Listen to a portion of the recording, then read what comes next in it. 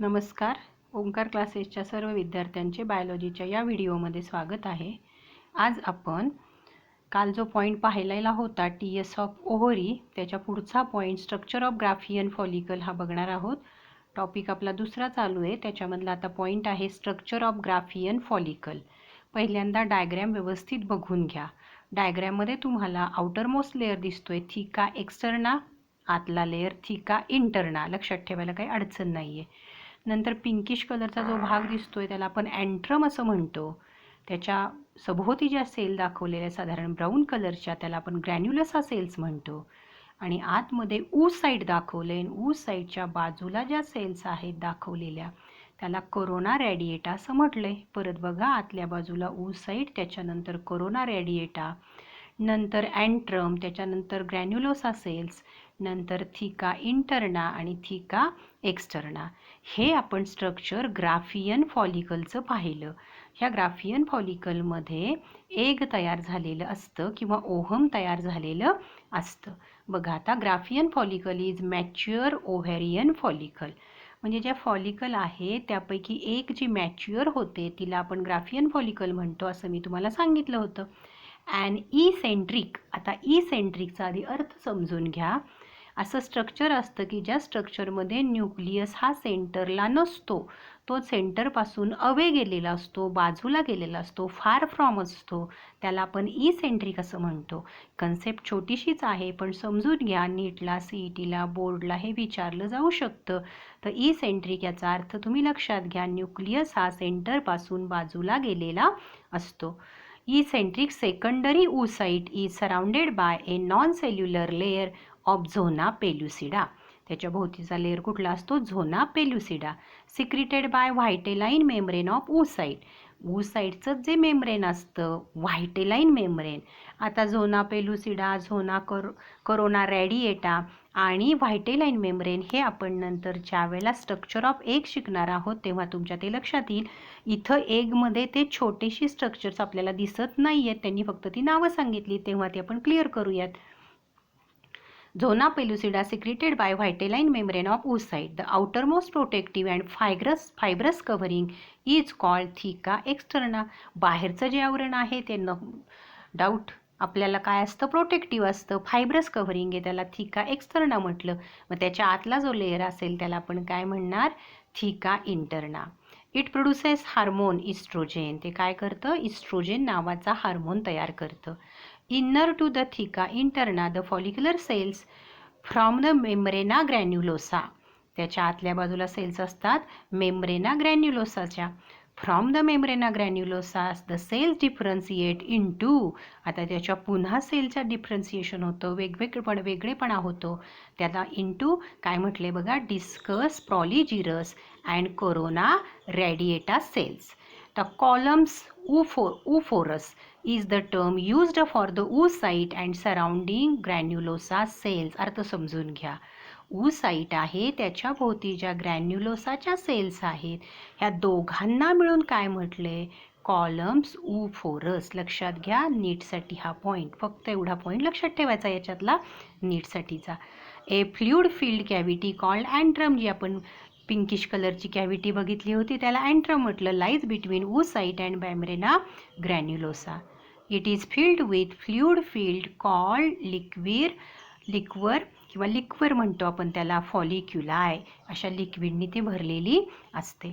आपण आत्तापर्यंत female reproductive सिस्टीममध्ये फक्त आणि फक्त ओव्हरीच हा पार्ट पाहतोय. पहिल्यांदा ओव्हरी पाहिली, नंतर टीएस ऑफ ओव्हरी पाहिली, नंतरचा पॉईंट स्ट्रक्चर ऑफ ओव्हरी पाहिलं आणि आता आपण स्ट्रक्चर ऑफ ग्राफियन फॉलिकल पाहिलं. आपल्याला रिप्रोडक्टिव्ह सिस्टीम एक्सप्लेन करताना पहिला ओव्हरी हा पॉईंट एक्सप्लेन करायचा, त्याच्यानंतर डायरेक्ट दुसरा पॉईंट तुम्हाला एक्सप्लेन करायचा आहे.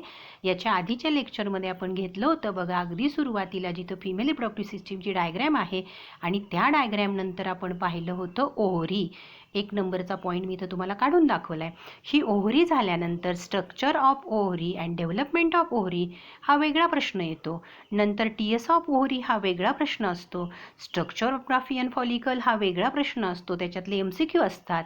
आणि आता 2 नंबरचा पॉईंट आपला आहे फॅलोपियन ट्यूब किंवा त्यालाच म्हणतात ओव्हिडक्ट किंवा त्यालाच म्हणतात युटेराईन ट्यूब. म्हणजे आपल्याला फिमेल रिप्रोडक्टिव्ह सिस्टीम एक्सप्लेन करत असताना, डिस्क्राईब करत असताना पहिला पॉईंट घ्यायचा आहे ओव्हरी. डायरेक्ट नंतर आपण येतो ओव्हिडक्टवर. हा मिडल पार्ट जो आपण शिकला मधला, तर तो वेगवेगळ्या प्रश्नांसाठी सेपरेट विचारला जातो, तो सिस्टीममध्ये लिहिण्याची गरज नाही. ओव्हिडक्टचं दुसरं नाव फॅलोपियन ट्यूब, फॅलोपियन ट्यूबचं अजून दुसरं नाव uterine tube. These are pair of muscular ducts, मी तिथं तुम्हाला डायग्रॅममध्ये दाखवल्या होत्या, lying horizontally over the peritoneal cavity.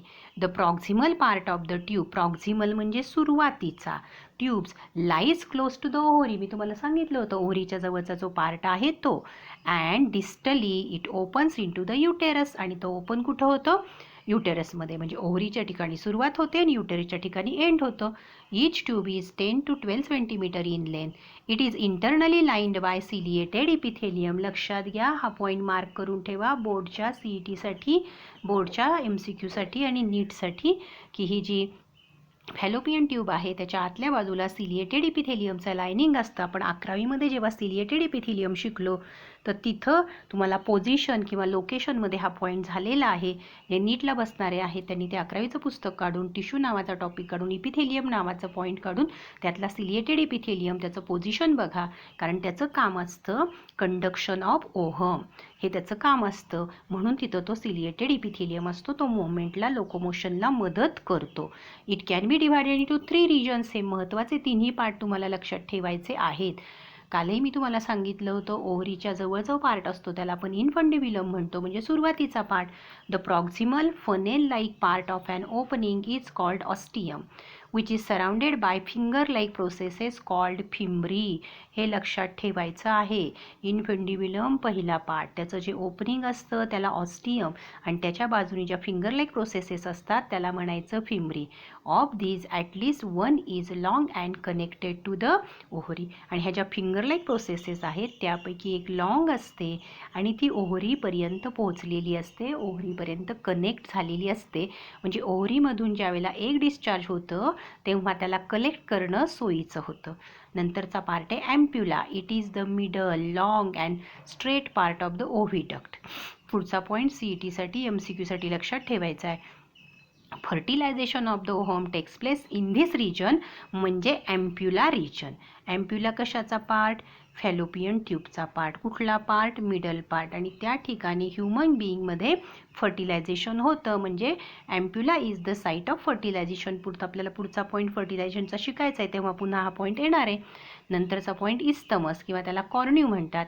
The distal narrow part of the duct opening in to the uterus, म्हणजे युटेरसला जोडणारा पार्ट इस्थमस. आता नंतरचा पार्ट आपण बघणार आहे.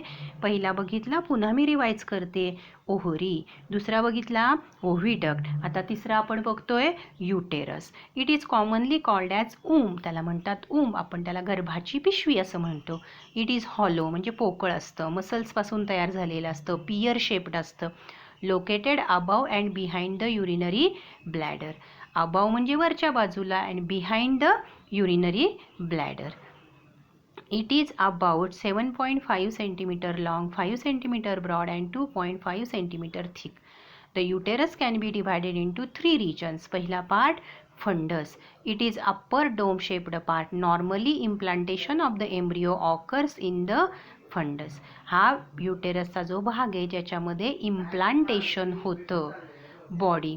It is the broad part of the uterus which gradually taper towards. हा जो ब्रॉड पार्ट आहे तो ग्रॅज्युअली पुढे पुढे जाताना टॅपर होतो, म्हणजे निमुळता होत जातो डाऊनवर्ड साईडने. Cervix.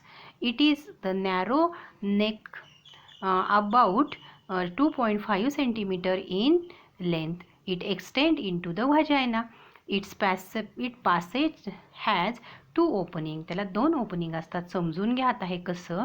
And internal OS towards the body and external OS towards the vagina. याचा अर्थ समजून घ्या. ती डायग्रॅम तुम्ही पुन्हा एकदा बघा. सर्व्हिक्स म्हणजे काय, फंडस नंतरचा जो भाग आहे त्याला आपण सर्व्हिक्स म्हणतो, म्हणजे थोडक्यात गर्भाशयाचं तोंड किंवा मुख असं म्हणतात. आता त्याला 2 ओपनिंग असतात, जे बॉडीच्या बाजूला म्हणजे इंटरनली उघडतं त्याला इंटरनल ओएस, आणि जे व्हाजायनामध्ये ओपन होतं त्याला एक्सटर्नल ओएस असं म्हणायचं. Internally the uterine wall can be distinguished into 3 layers.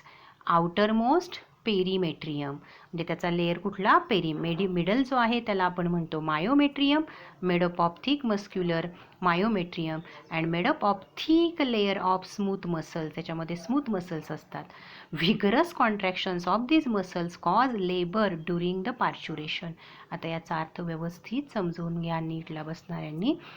बाहेरचं आवरण पेरीमेट्रियम, मिडल आवरण मायोमेट्रियम. कशापासून तयार झाले, थिक मसलचा लेअर आहे, स्मूथ मसल्स आहेत आणि त्याचं व्हिगरस कॉन्ट्रॅक्शन होतं. व्हिगरस या शब्दाचा अर्थ जोरदार, कॉन्ट्रॅक्शन म्हणजे आकुंचन पावतं, प्रसरण पावतं, आणि त्याच्यामुळे तिथे तयार होतात लेबर. आता लेबर या शब्दाचा अर्थ समजून घ्या, त्याला प्रसूती वेदना असं म्हणतात.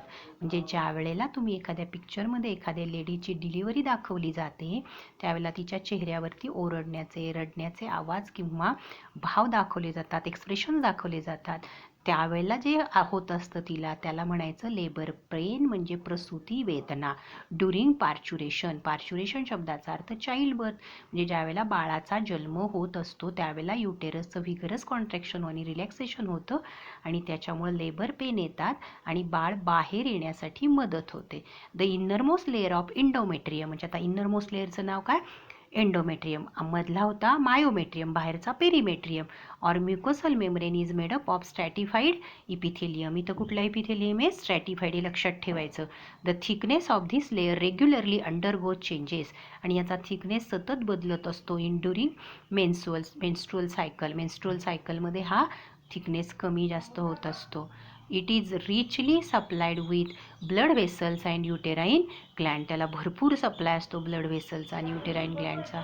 दिस provide nourishment to developing foetus, हे जे आहेत हे बाळाला नरिशमेंट देतात, डेव्हलपिंग फिटसला नरिशमेंट देतात. या पद्धतीनं आपण युटेरस हा पार्ट पूर्ण केला. याच्यानंतर फक्त ब्रॅकेटमध्ये युटेरसच्या बाबतीतलं दिले तेवढंच आपण आता बघणार आहे. Uterus cancer, most of the uterine cancer begins in the layer of cells that form the lining of endometrium of uterus, म्हणजे युटेरसच्या एंडोमेट्रियममध्ये सेल्सला कॅन्सर होतो. त्याचे सिम्पटम्स काय असतात बघा. ॲबनॉर्मल ब्लिडिंग बिटवीन पिरियड्स, पिरियडच्या मधल्या काळामध्ये ब्लिडिंग होतं. व्हजायनल ब्लिडिंग आफ्टर मिनोपॉज, मिनोपॉज नंतर सुद्धा ब्लिडिंग होतं. अँड ॲबनॉर्मल वॉटरी, ॲबनॉर्मलचा अर्थ कळतो, नॉर्मल नाही असं, वॉटरी ब्लड टिंच्ड डिस्चार्ज फ्रॉम द व्हजायना, म्हणजे ब्लड साधारण असलेलं, साधारण ब्लडचा रंग असलेलं डिस्चार्ज बाहेर पडतं व्हजायनातून.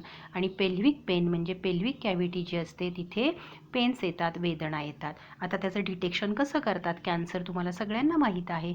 इट इज डायग्नॉस्ड विथ पाप स्मिअर टेस्ट, बायोप्सी आणि अल्ट्रासाऊंड, ह्या तिन्ही टेस्टची नावं लक्षात ठेवायची, ही विचारली जातात. ट्रीटमेंट काय त्याला, किमोथेरपी म्हणजे औषधं असतात. रेडिएशन, फिजिक्समध्ये तुम्हाला माहिती, रेडिएशनचा मारा केल्याने त्या सेल्स मरतात.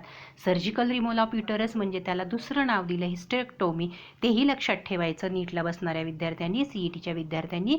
बोर्डला त्याला आउट ऑफ मार्क्स पाडायचे त्यांनी. सर्जिकल रिमूव्हल ऑफ युटेरस म्हणजे ऑपरेशन करून ते भाग काढून टाकला जातो, याला म्हणायचं हिस्टेरेक्टोमी. आता याच्यानंतरचा पार्ट आहे व्हजायना. एवढा पार्ट आपण बघूयात. Vagina, it is tubular female copulatory organ, फिमेलचा कॉप्युलेटरी जो पार्ट आहे, ऑर्गन आहे. 7 to 9 centimetre in length. It lies between the cervix and vestibule, cervix आणि व्हेस्टिब्यूलच्या मध्ये असतो. The vaginal walls has inner mucosal lining, त्याच्या आतल्या बाजूला म्युकोसा असतो. The middle muscular layer and outer adventitia layer, मधला जो लेअर असतो तो मसलचा असतो आणि नंतरचा बाहेरचा लेअर ॲडव्हेंटिया लेअरचा असतो. The mucosal epithelium is stratified and non keratinized, stratified असतं पण नॉन कॅरेटिनाइज्ड असतं. अँड स्टोअर्स ग्लायकोजेन, ग्लायकोजेन तयार करतं, साठवून ठेवतं, तयार नाही करत, साठवून ठेवतं. There are no glands but the cervical secretion of mucus is received in the व्हजायना.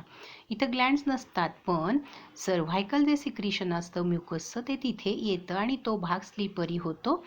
The opening of the vagina into the vestibule is called vaginal orifice. आणि हे व्हेस्टिब्युलमध्ये जिथं उघडतं, व्हेस्टिब्युल म्हणजे कॅव्हिटी, तिथं उघडतं, त्याला व्हजायनल ऑरफाईस म्हणतात. This opening is covered partially by a fold of mucus membrane called hymen. आणि हे जे ओपनिंग आहे हे अर्धवट म्युकस मेम्ब्रेननी बंद झालेलं असतं, त्याला आपण हायमेन असं म्हणतो. The vagina act as a passage for menstrual flow. म्हणजे MC किंवा मेन्स्ट्रुअल सायकलच्या वेळेला ब्लिडिंग त्या भागातून होतं. As well as birth canal during parturition, म्हणजे बाळाचा जन्म त्या मार्गाने होतो. असे आपण 4च पार्ट आत्तापर्यंत पाहिले. पहिला पार्ट ओव्हरी, दुसरा पार्ट आपण बघितला फॅलोपियन ट्यूब, तिसरा बघितला युटेरस, चौथा बघितला व्हजायना. हे जरा पुन्हा ऐकून घ्या व्हिडिओ, पुन्हा बघा आणि हे पुस्तकातून पुन्हा एकदा वाचा.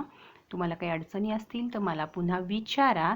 आणि होमवर्क करण्यासाठी काही टेन्शन घेऊ नका. आपला बराचसा होमवर्क प्रत्येक वेळेला एक्झरसाईजमधले प्रश्न झालेले आहेत प्रत्येक व्हिडिओच्या नंतर. फक्त MCQ आन्सर इन 1 सेंटेन्स तुम्हाला बघायचे आहेत, ते पण फार अवघड नाही आहेत. काय अडचण आली तर मला विचारा. थँक्यू.